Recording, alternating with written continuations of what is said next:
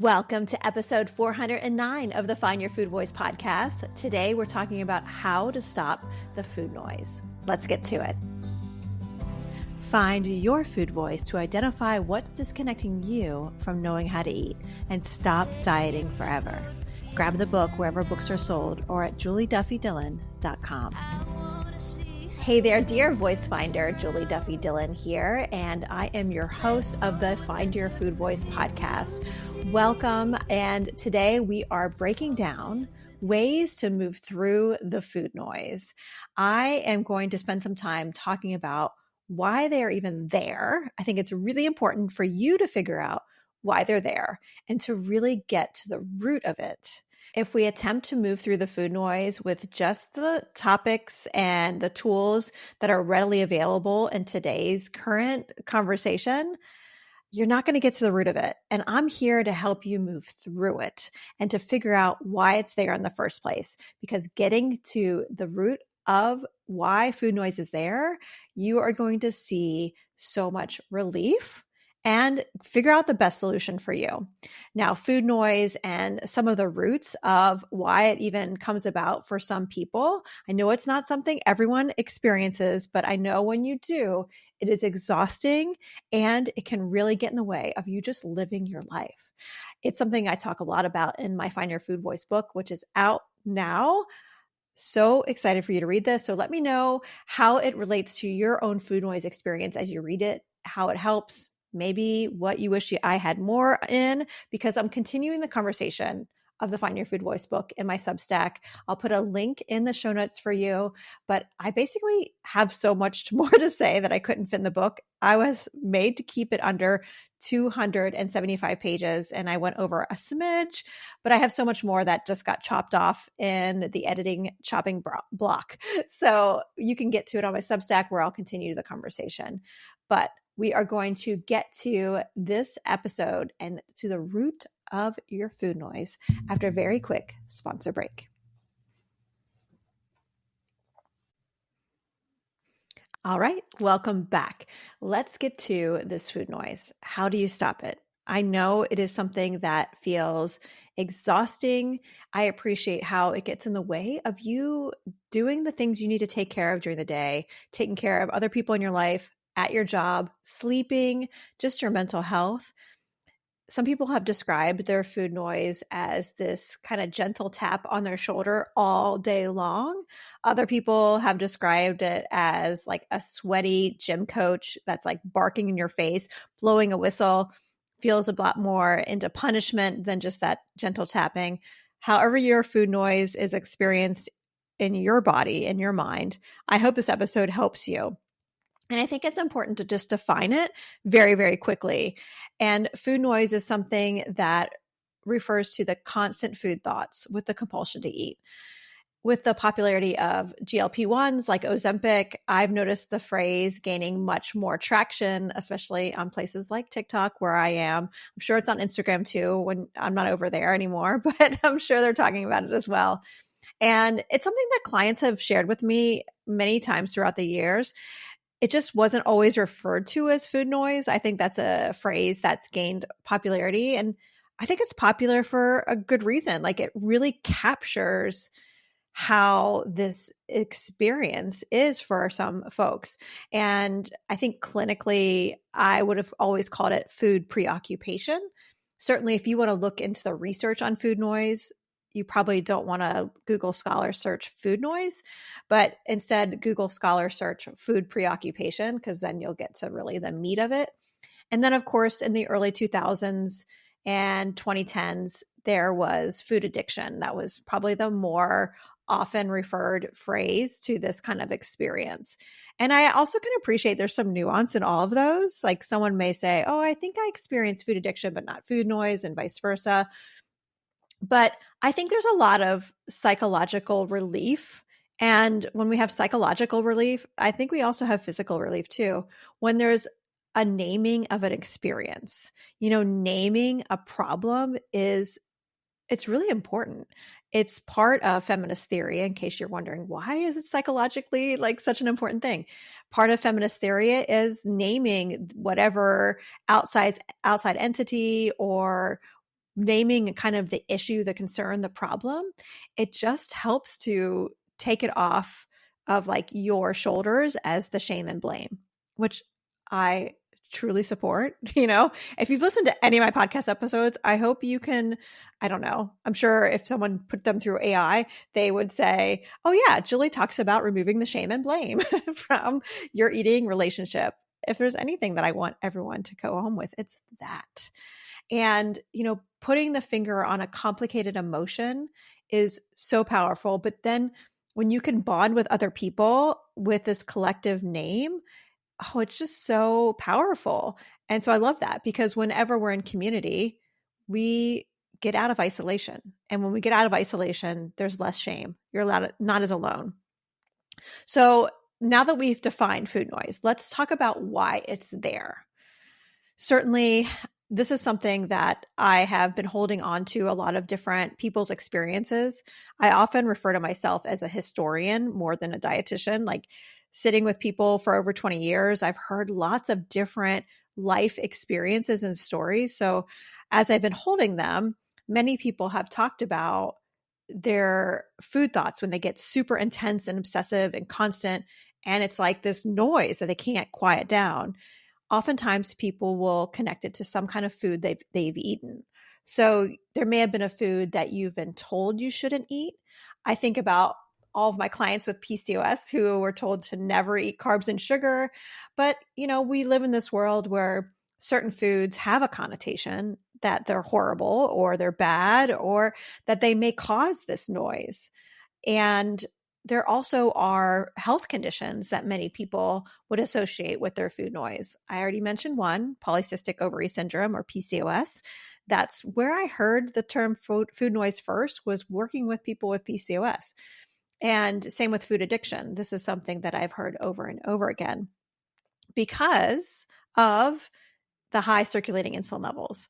Now, I'm not going to get too much into the nuance of what provokes it in PCOS. You can certainly search my podcast archive of different episodes on PCOS and insulin that you'll be able to connect with some of the resources there on, and especially if you're curious on like, why does it happen so much with PCOS?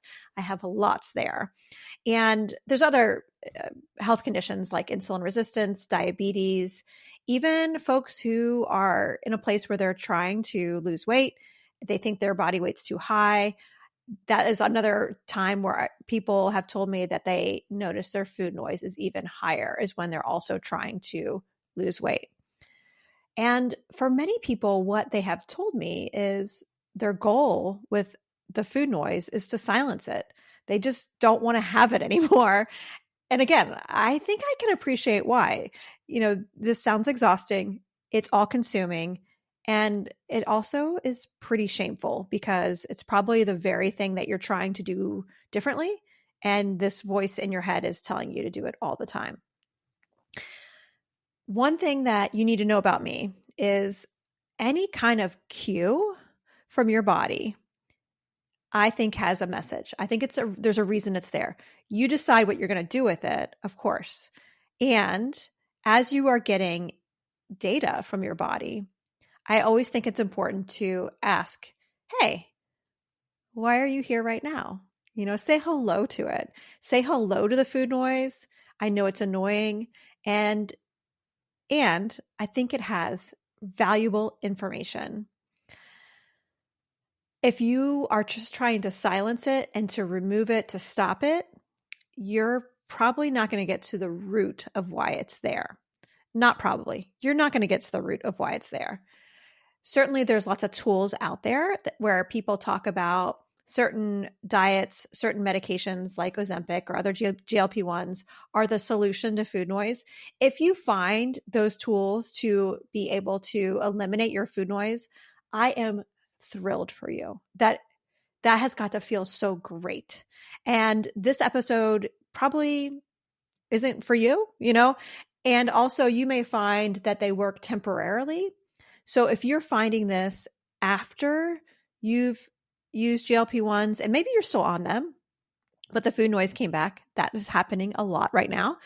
Or you went on them, but you had to come off because insurance ran out, they got too expensive, they weren't accessible anymore. Or you just couldn't tolerate them, or they're just not something that you want to do. If you want to really get to the root of the food noise, trying to just silence it is going to block you from that information. So let's get to the root of it. Like, why is it there? Again, say hello to it. You already know that I've been doing this work for a really long time, and I have become privy to some really important information about food noise. What I've learned about food noise is that it sounds the diet trauma alarm. Yes. Is that phrase new to you? Is diet trauma, is that a new phrase for you? It may be. I don't think a lot of people talk about it, but I certainly talk a lot about it. It's something that I devoted a whole chapter in the Find Your Food Boys book to, because it is one of the biggest blocks that I see for folks who are trying to recover from their eating disorder or trying to not diet anymore. Maybe they tried intuitive eating and it just didn't work for them. And if you're experiencing food noise, then I think you have experienced diet trauma. And here's why. First up, we need to talk about why dieting is actually traumatic. And I kind of am giggling a little bit because I'm appreciating the naysayers, what people have always said to me when they say I'm just being hysterical and overanalyzing food behavior. And, I mean, I've been called that for almost 50 years now, so that's not new. But I appreciate that maybe people will think that I'm just being dramatic when I say that dieting is traumatic. But how can it be traumatic when so many people are dieting? And what I know is, as a human, we all need 5 basic needs met to stay alive. We need to be able to breathe. So we need oxygen, hydration, sleep, shelter, and food. Withholding any of them traumatizes the body. So let's take this a step further. Imagine you were walking up to some big, dark body of water and you see someone in the distance who is drowning. And also on the other side of the shore, you see someone dive in, thankfully pull this person to safety. And you can tell from far away that this person is having trouble breathing. They may even have to get CPR administered to them, and it takes a while. It's quite like exciting in a sense, and not in a good exciting, but it's probably very action oriented. There's a lot of people helping, and there's a lot of urgency. And then when the person is finally breathing on their own, they're probably not breathing like you and I are right now. They're probably gasping for air. They may even need a tube intubated. If someone is getting pulled and from the lake, they're starting to breathe on their own, maybe they need to go to the hospital, stay in an ICU for a couple of days. Their brain literally needs time to heal. And eventually maybe the tube is pulled. They're having to use like a nasal cannula to have some oxygen supplemented in. And then maybe eventually a couple weeks later, they don't need that anymore and they can breathe on their own, but they still sometimes gasp for air. And then here's the other thing. Let's just say you happen to talk to that person a month after it happens and you ask them how they're doing. And they say, it's been really hard. I have not been sleeping very well. I can't even go by big bodies of water. I can't drive over bridges. I can't go visit my friend at the lake. I am so scared to be near open water because I'm afraid it's going to happen again. It's all I think about. I just keep playing it over in a loop in my head over and over and over again. Now, this person is not weak. This person is not over consuming oxygen. This person, their body and their mind has been traumatized. Of course, like that's so easy, right? That's so easy to say that. We need air to breathe, to stay alive. And her body needed time to recover. And so did her brain. Something I know about these 5 basic needs as humans, whenever they're restricted, there's these predictable things that happen. And we can basically just like, without even experiencing it, we know that these things will happen. So thinking about this person who almost drowned, after they were saved, they were experiencing these predictable cravings for oxygen. Like their thoughts were just flooding the brain with cravings to breathe and to really think about it and feeling really anxious about it. And then the brain just continues to fixate on it until that need is met. So when the person was first starting to be able to breathe because they were saved, they were gasping for air. It wasn't like they were just breathing in and out normally. And they were gasping for air for a long time. It took time to repair. And there were physical symptoms associated with not getting that oxygen, probably lethargic, irritable, emotional outbursts, lots of emotional changes. And food noise is that same predictable fixation to get enough food. We need food just as much as we need oxygen. Like we will die without oxygen and we will die without food. That's why things like genocide is so horrible, why eating disorders are so horrible, and that's why dieting is so horrible. And while, all three of those are different, right? Experiencing food insecurity because of poverty or genocide is different than experiencing a diet. It's like many different traumas, basically, right? But what I need you to know about your food noise is like your brain and its food noise is a sign that you are a successfully evolved human. Whether a trauma is real or threatened, whether it's chosen or not, it doesn't matter. Like our trauma centers in our body are not wrapped up into BMI charts and diet fads. They can't distinguish between famine and self-imposed eating restrictions.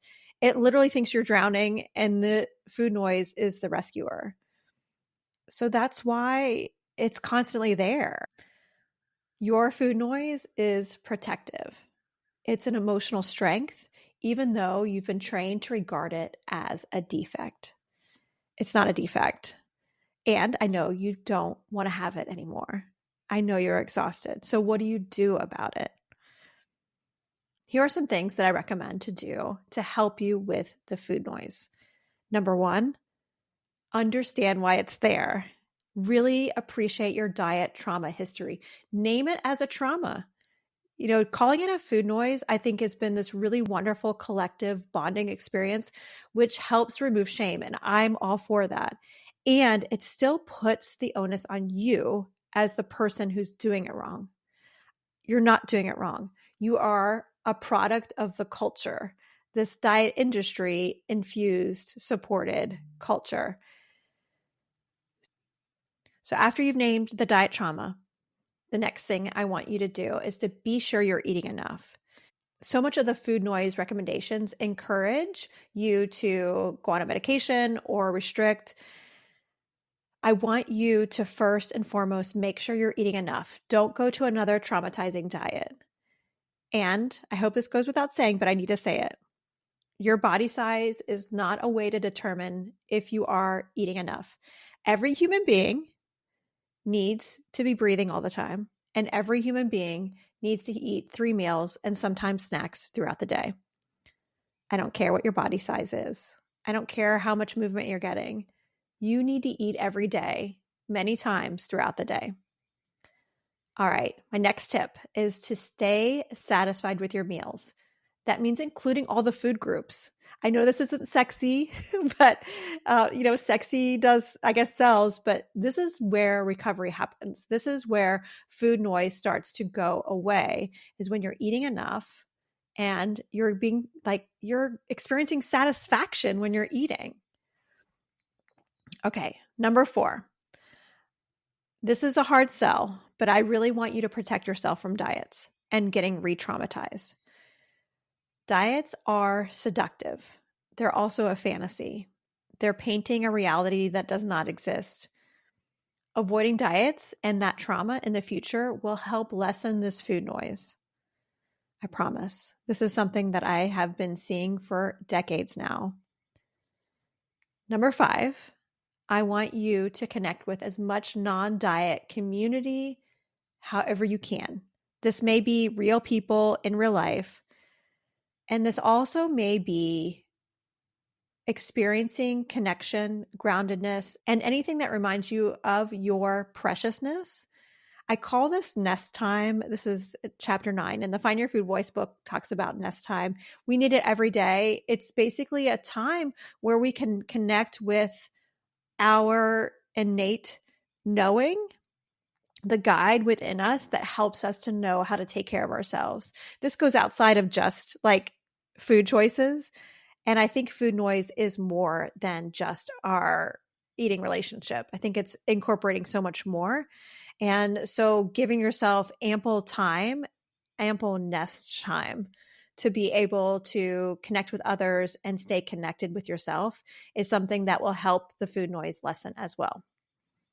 All right. And the last one, if adding certain foods like salads or certain fruits or going to the gym appears to worsen your food noise, take note. That is a very direct diet trauma hit. Again, it's another thing I talk about in the Find Your Food Voice book. But like if you eat a certain food or you maybe go to a gym class or think about buying a certain food that is related to your dieting days or think about going to some kind of exercise activity that's related to times where you have restricted, you may notice the food noise instantly. And again, that is a direct diet trauma hit. You may notice it really sharpening your food noise, making it a lot louder. It's okay to never include these behaviors ever again. You don't ever have to eat a salad again. You don't ever have to go to the gym again. It's okay. And I know that's a bold statement. There's going to be people who disagree with me, but you know what? This is something that I have appreciated over the last 25 years. You can find a way to get enough fiber and micronutrients and all the things you need without eating a salad. You can also promote cardiovascular health and be able to have muscles that are stronger and bone health without going to the gym. There are ways to promote health outside of that. And in particular, if your food noise is very, very loud after doing a certain behavior or reaching for a certain food, it's probably a sign that you have an eating disorder history. If no one's ever told you you have an eating disorder history, well, I may be the one to tell you on a podcast. I mean, it's not the first time that I've told someone who never thought they had one, but it's much more common than is actually diagnosed. And an eating disorder is deadly. It is something that really will get in the way of you experiencing the wholeness of life. So yeah, I'm okay if you never eat kale again or never go to an aerobics class ever again. Are there still aerobics classes? I don't know. That may just show my age. But anyway, so those are my 6 tips on how to mend your food noise. And while this is a messy process, while this is really hard work, remember it's good work. This is really good work moving forward to help you with your complicated relationship with food. All right. So this is the end of our mini session episode. Thank you for joining me. Again, the Find Your Food Voice book is ready to be purchased anywhere books are sold. And you can go on my website to find links to all the places, including my favorite local bookstore. And I want to know what you think about it. I want to know how you think it connects you with the why behind your food noise. Also would love to just hear your feedback, period. Before I go, I want to say thank you to everyone who helps the Find Your Food Voice podcast come alive. Of course, we have Rachel Popick, who is behind the scenes right now. Hey, Rachel. She's the one that puts everything together, like the show notes, and uploads it. And we also have Colleen Bremner, another member of the Find Your Food Voice team, who is our hype woman extraordinaire and behind our diet culture IRLs. Those are 2 mighty people on my team. I'm also the editor of the podcast. So, hey, Julie, as you're editing. And just know every time you purchase the Find Your Food Voice book or you recommend it to someone else, you are helping the 3 of us to be able to have a sustainable way to continue to write and to podcast and spread the anti-diet message. Before I sign off, be sure to look below at all the links. We have the Spotify playlist for the book and lots of other cool free tools for you. And I look forward to being in your ears next week. Next week's episode is a recording of our live episode that we recorded as a celebration where folks were able to ask a Q&A and we got to dish into different parts of the Find Your Food Voice book. So I'm excited to share that live experience with you. But until next time, take care. Home is with you wherever that may